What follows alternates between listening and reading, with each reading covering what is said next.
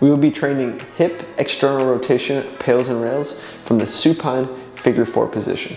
So you're going to set up in your supine position, which is just laying on your back, and then you're going to find the hip that you want to train. So if in this case it's my right hip, I'm going to take my right hip up and across. I'm going to throw my ankle, the outside of my ankle, on the thigh of my left leg. So it's my support leg here. So what I'm going to do is I'm going to find my passive range first. So I'm going to find this position here. I'm going to go as far as I can passively. So this one will differ from our hip external rotation PAILs and rails, which is more from the 90-90, which is more capsular.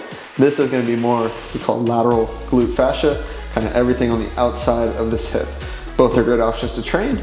You may need to train one more than the other depending on your body, right? So from here, I know I'm not going to be able to lift actively, lifting my ankle off of my thigh here because this is my passive end range. So you may need to come out of it to here, so grabbing the thigh, try to lift off, maybe too high for you, and then you may need to just come down, foot to the floor, to now I can try to perform a lift off here. I don't want to think just lift the knee there, or like even the whole thigh. I want to try to imagine that I'm keeping this knee here and I'm trying to externally rotate, trying to pull my ankle off of the thigh, right? It's impossible to truly get full ankle, no knee rotation. You're definitely going to get this whole leg coming with you, but you want to just try to focus as much of the tension lifting the ankle off the thigh versus lifting the whole leg to the chest. One is not better than the other.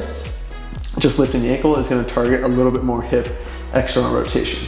Okay, so from here, once you find your position, and maybe here, if you find you can't get your leg off, you may need to just continue walking out and then performing some practice reps, some tester reps to find how far do I need to be where I can get my whole leg off of that support leg. So from here, once you found your position, you hang out in your passive stretch for about 2 minutes. So you'd be about here for about 2 minutes, and then we're gonna come down to the range that you can lift off from. And then I'm gonna perform my PAILs contraction, which will be driving my ankle, the outside of my ankle, into my support leg. So I'm driving the ankle into that thigh. I'm building up the contraction to 100% for the first 10 seconds. And then I'm performing 100% PAILs contraction, excuse me, for another 10 seconds. From there, I quickly switch directions, rails contraction. I'm trying to lift ankle off of this left leg. I'm gonna hold max effort, again, trying to keep the knee here, trying to pull ankle towards the same side shoulder for 15 seconds, and then I just set back down. If you wanna walk the foot up a little bit, if you found you're able to get your ankle way off the leg, come up just a little bit. You hang out there for 30 seconds, focus on your breathing, recover, get your body back into a state ready to go again, and then you just repeat.